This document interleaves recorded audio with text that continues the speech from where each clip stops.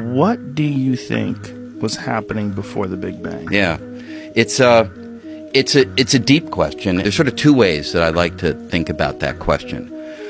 One is it could be that the Big Bang was an interesting event, but not the first event in the totality of reality. It could have been the first event that sparked the expansion of our part of space. But it could be that there's a grander realm of space within which we sit as a small part, and that grander realm may have been here for a far longer period of time.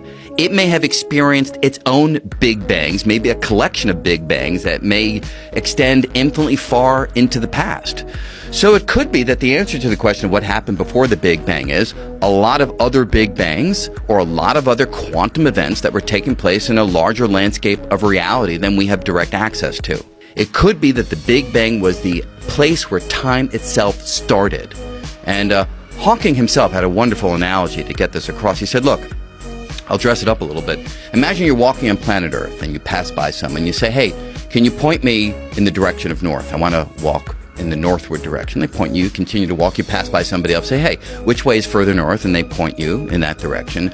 But when you get to the North Pole and talk to somebody there and say, hey, how do I go further north? They look at you and say, whoa, that question doesn't mean anything because this is where north begins. There's no notion of going further north than the North Pole.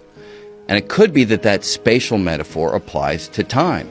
Talk about 1 billion years ago or 10 billion years ago, but if you go to 13.8 billion years ago, the Big Bang, that may be where time started. And you can't go further back in time than the very origin of time itself. That freaks me out. Yeah.